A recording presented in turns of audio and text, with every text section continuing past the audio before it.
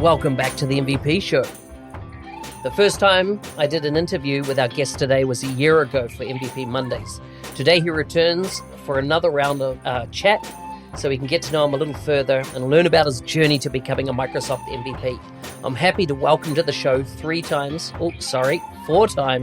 Microsoft Business Application MVP, Jason Cosman. Full show notes for this episode can be found at nz365guy.com/135. Now let's get on with the show.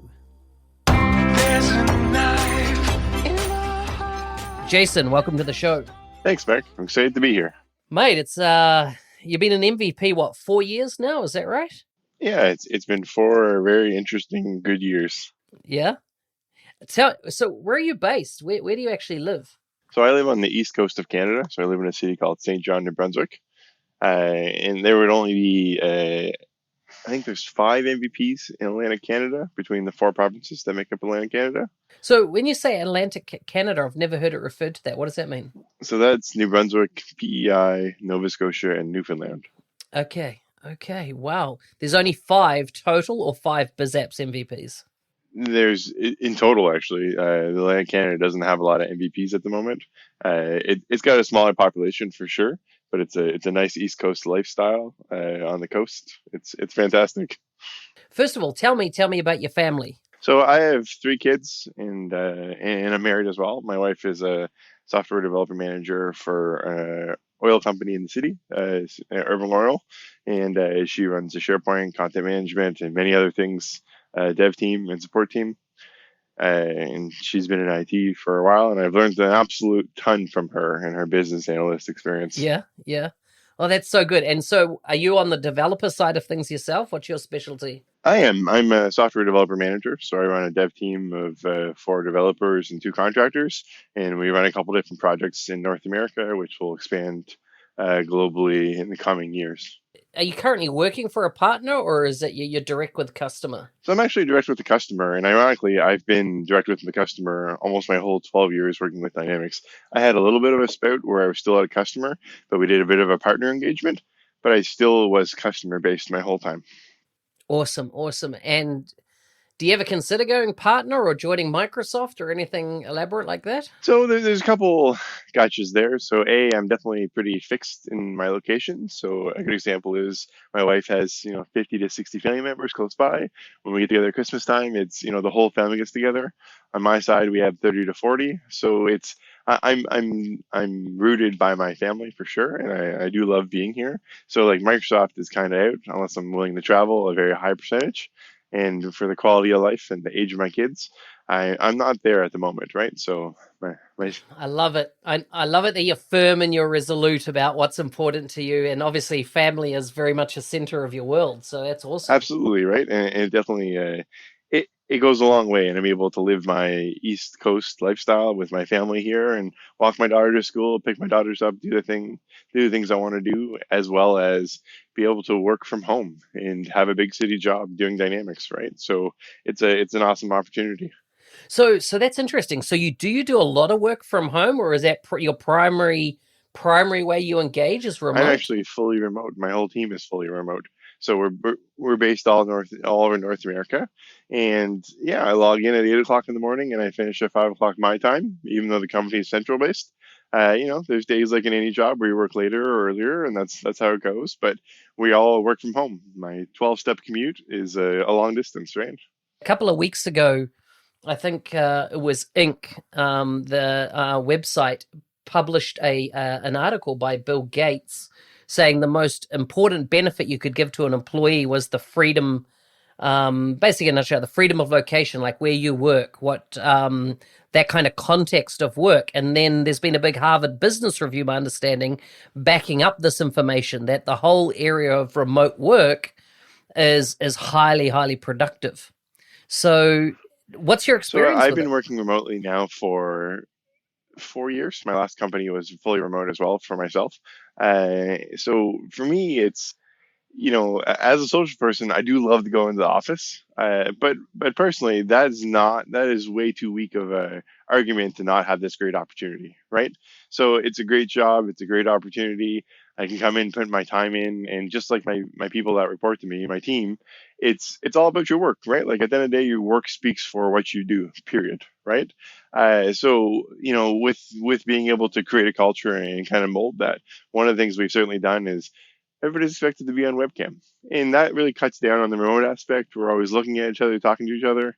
I have a couple of people that I haven't met in real life yet. I will next year, but not yet. But it's like I know them because I spend time with them every day. I see them, I talk to them every day, right?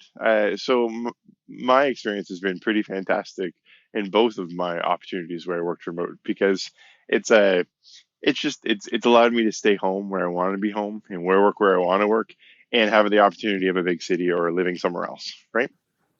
Yeah, yeah, yeah. I like this. Listen, I want to explore this topic a bit more with you because it's something that I'm very interested in. I've done a lot of reading on this topic. And so tell me, what does a typical day for you look like when you're working from home?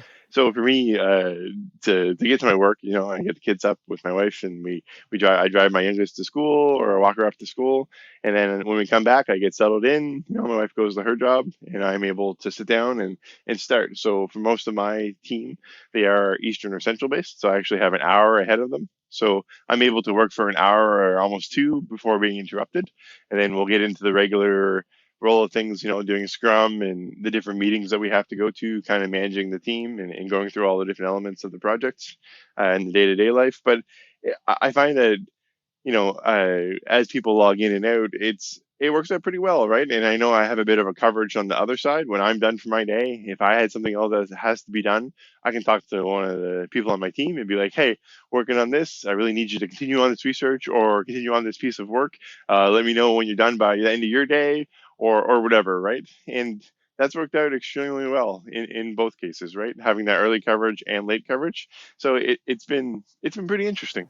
So you mentioned Scrum there. Are you do you kind of do a virtual stand up each day? Absolutely. So every day we get together and we do Scrum and we do our stand up daily, right? And we're all engaged on both projects. So I have two different project teams, and everybody jumps in their stand up and does their thing.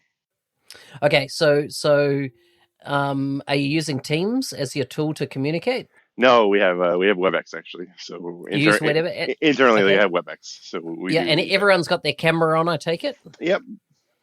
Do you find, because like I still notice a lot of people don't these days, they jump on a conference call and they don't turn their camera on, and I've started really getting in the habit of putting it on, and I just think it's a much richer communication experience when your camera's on, right? It really is, right? And we have a few holdouts at times, or a bad hair day or something, and somebody doesn't turn it on, and that's okay. But for the most part, I want to when I'm talking to the team, I want people to have the cameras on, right? And I think that just it really does bridge that gap because my wife will say, you're going a bit stir crazy at home, you need to get out. And I'm like, well, actually, I'm talking to people all day, just like you. It's just I'm just not physically with them, but I do get to see them and see their reactions. I'm a really big physical talker. I move my hands a lot and move around a lot, so it's great to see that and people see me do that as well. So it allows you to see a bit of emotion as well, right? Yeah, yep, yep. I like it. I like it. What else? What else do you think is important? Like, as in for tracking those team engagements, do you like run a virtual Kanban board or something like that to see where you're at? So we use like TFS. So we have all of our PBIs and we're watching them go every day and things like that. So I have multiple touch bases with my team multiple times a week. So there, we have one-on-ones. We have a couple different group development meetings to talk through different testing scenarios, or there's a couple of different touch points that I do have with everybody. A big part of it is as leading a team, I'm always available if they need me for anything, whether it's a message on the computer or an email or a text or phone call after work. Like, if I'm able to enable and move somebody forward or unstuck somebody, I'm your guy, right? Like, please get a hold of me. That's not an excuse, right? Yeah. So tell me, how do you interview if you're bringing on a new team member? How do you handle that? It's an interesting process, and my interviewing process at the last two companies has been. I I think in general the dynamics interview process is a really challenging space because there's a lot of people that really want to be involved in it without the experience, and I'm sure you've run into this as well, Mark. So, like, I think it comes down to two pieces. First of all, remote isn't for everybody. There's definitely people that cannot do it, and they just can't, and that's okay. There's nothing wrong with that. But it's got to be a job that fits you and your personality. So we certainly, in an interview process, not only do we talk a lot about technology and the role expectation, but we also talk about life, culture, what's important to you, what is your value set, and we do get into a bit of that to understand whether the remote piece is a fit if they've never done it before, because that is a bit of a risk as a company bringing on an employee. If they've never done it before and they don't know if they can do it or you don't think they can do it, then that's something that you really need to consider in the process. Yeah.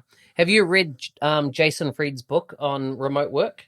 I have not, but I definitely will go take a look at it. So he's the guy that was one of the founders of Basecamp, which is now $1 billion Right? bit of software, and they had 9 staff, and they were all, as in they were in Europe, America, all over the place. And one of his whole premises is you don't have to build a large company people wise to create a very successful company. He talks about staying small, and 9 people but creating $1 billion business where they're all geographically dispersed is a pretty impressive model. What I want to know from you is what are your kind of giveaways that a person's not going to be the right fit for remote work? I think it comes down to a couple things. I think one, they need to be able to, when the heat's on, I need them to be able to do the pressure situations and get the job done, right? I think from the remote element, if you see them not communicating when they need to step away, whether they have an appointment or we're pretty flexible in our time, right? So we're pretty realistic. Everybody's got appointments. You got to step away. Just put your hours in later. And I think that people that really struggle to communicate that, sometimes it's a little bit easier in an office setting because you can just walk by and be like, "Hey, Janet, I'm leaving. See you later. I'll be back in an hour."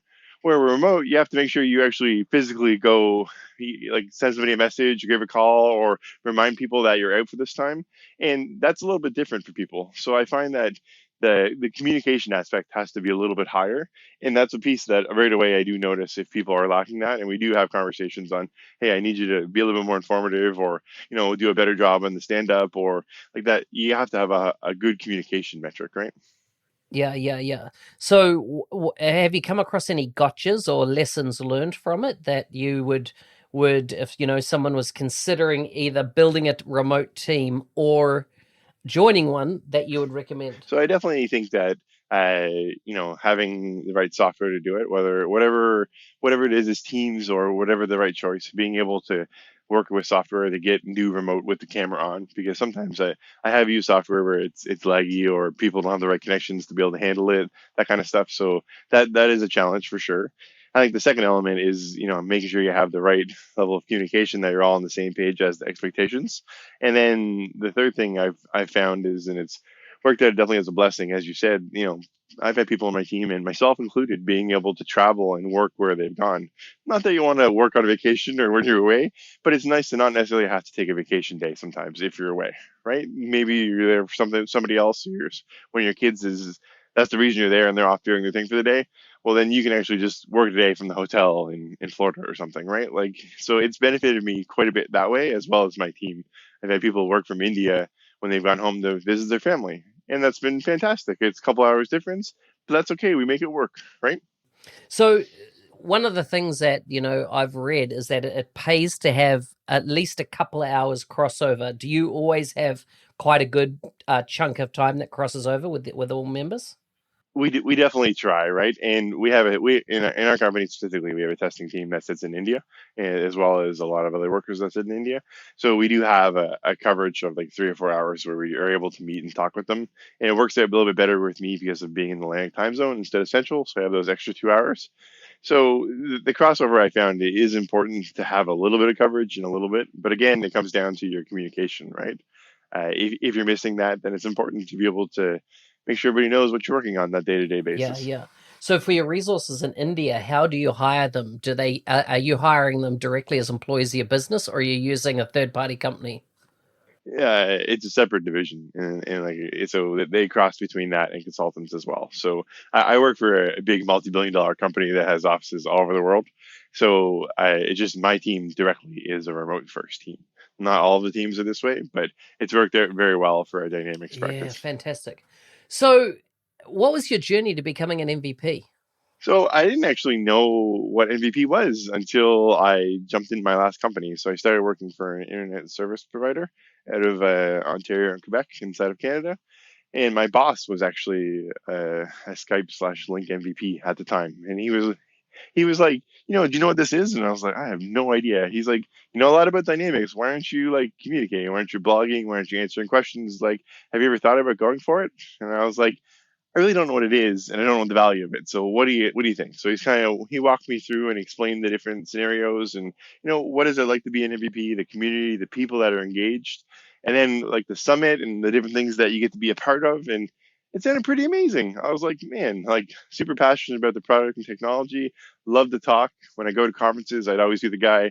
I'd rather be on the stage presenting than the guy in the crowd. So it's like that was always my kind of thing. I'm like, I'd love to be an evangelist, right? So now I'm finally at a spot where I was like, when I got my award after working for a year, it was like redemption. Finally, like I can show a qualification that I do know what I'm talking about, right? Yeah, yeah, yeah, yeah, yeah. That's so cool. That's so cool. So did you feel it took you about a year, and kind of what were you doing contribution wise across that year for yourself? Yeah, so I think it did take me about a year in total, is what I would say that I worked towards it. And I did a lot of uh, blogging or code or answering questions in the forums. Like, I tried to stay engaged from that. And again, I'm in a spot where it's not as easy for me to go and speak at a conference. I would need, like, I'm not in Toronto, in a big city where they do like user groups that I can just attend and speak at.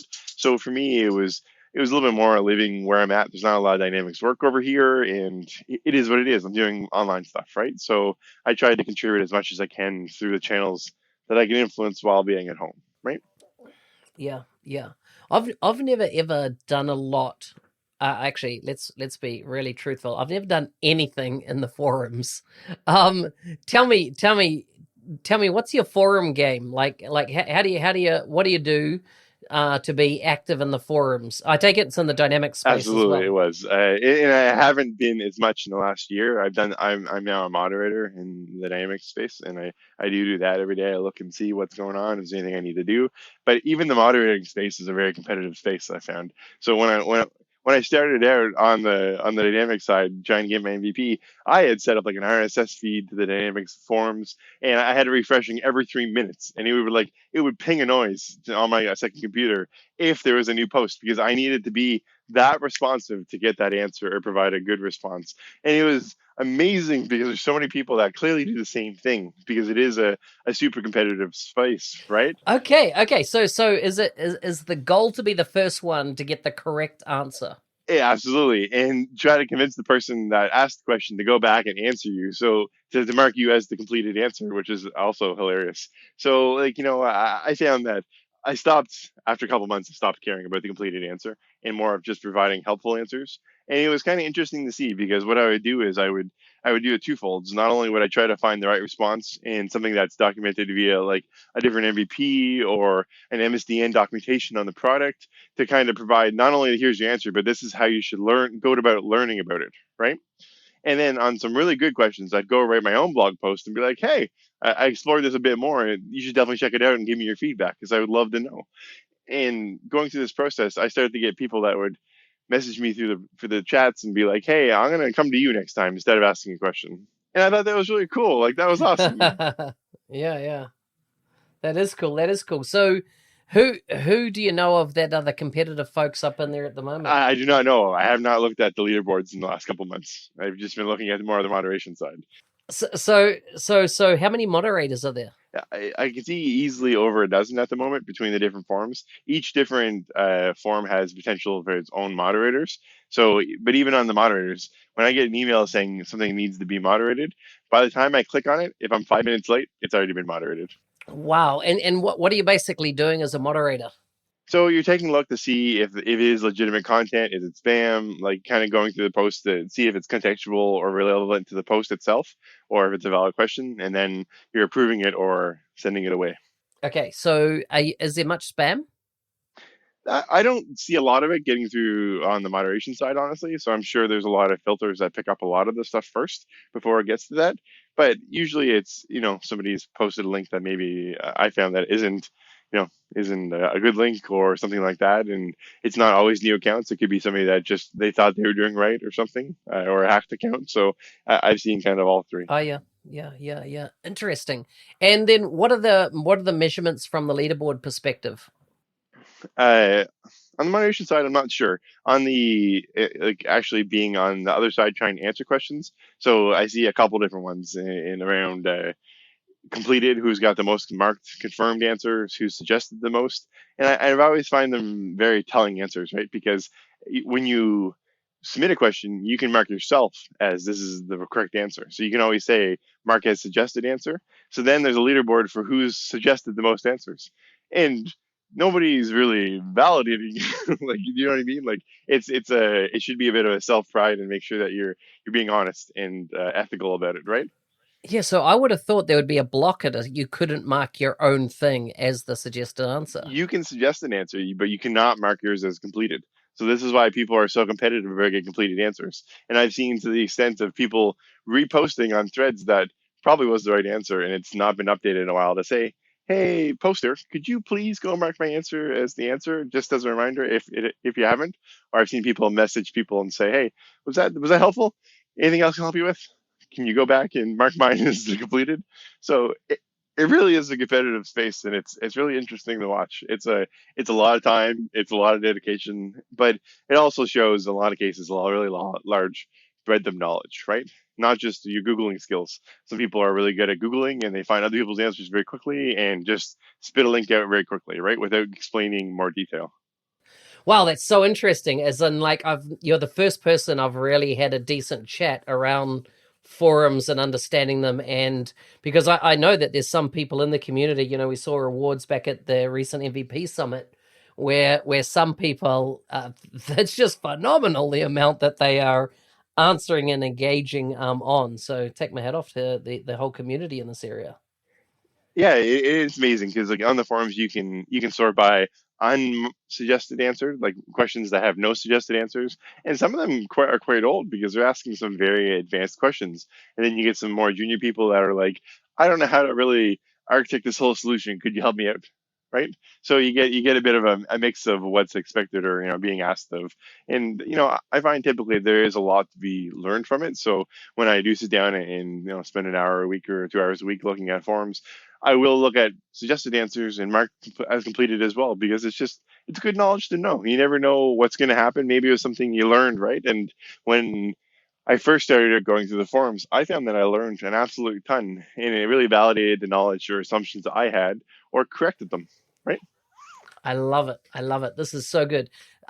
If you were giving people advice that wanted to get involved in forums, what's three recommendations you'd make to them? So I would say spend some time. Just go through what people are suggesting and what people are actually getting marked as completed, the types of questions that are happening, and pick a bit of a focus.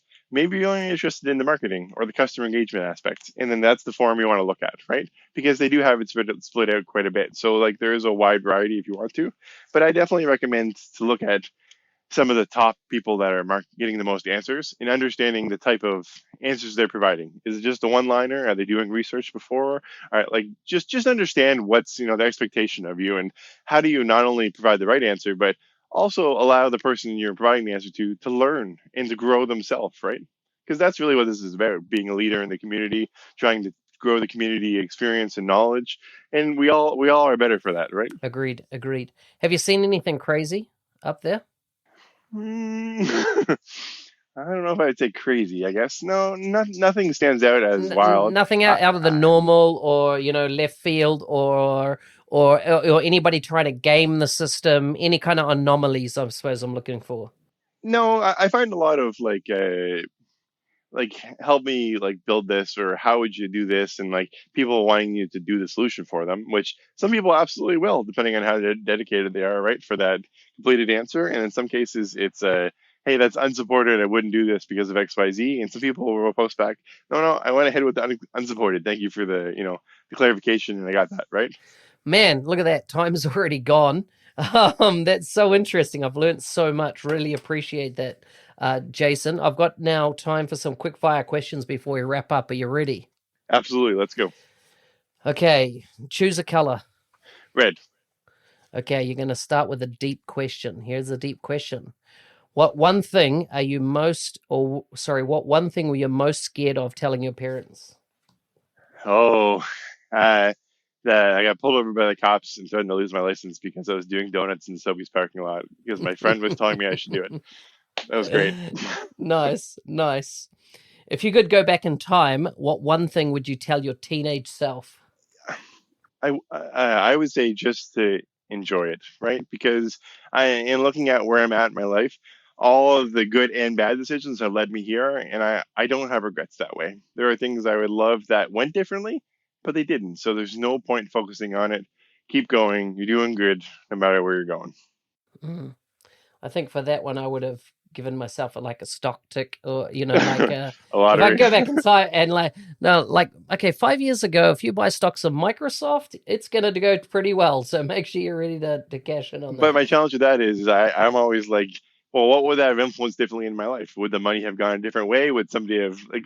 So it is what it is, and you can only work with what you have, right? You're worried about the butterfly effect. Yep, yeah, I hear you. What do the first 30 minutes of your typical day look like?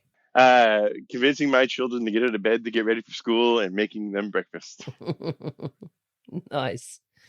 If you had, have you had your 15 minutes of fame yet? I did actually, and I will happily recount that. So when CRM 2011 got launched, it was a campaign that was don'tgetforced.com.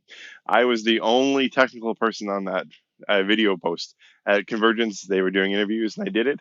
And it was me and all C-level people on that main page. I was amazed that they picked me, but it was hilarious and awesome. And that was my first time ever being engaged in anything outside of my own local company, CRM wise. So I'm gonna go back to that. That was my favorite. That's awesome. What's something you'll never do again? They'll never do again. As in, like, out of choice, you'll never do it again. I'll have more children. I'm done. I'm I done. love it. I love it. Would you rather have a rewind or a pause button on your life? Pause. I would never rewind. It is what it is. You can't change it. I would pause. I love it. Jason, it's been great talking to you. If people want to kind of follow what you put out content wise and what you're doing, what's the best social media channel for them to connect with you on? So I tweet a lot. So all my Twitter stuff and my handle would be Cosman, COSMANJA. So Cosman J. I tweet all my posts and everything I'm doing on that.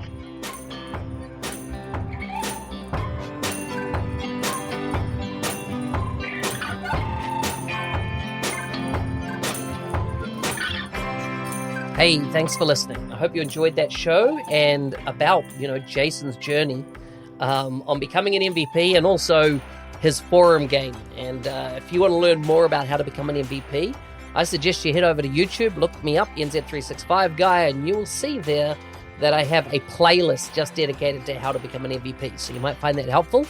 Otherwise, until next week,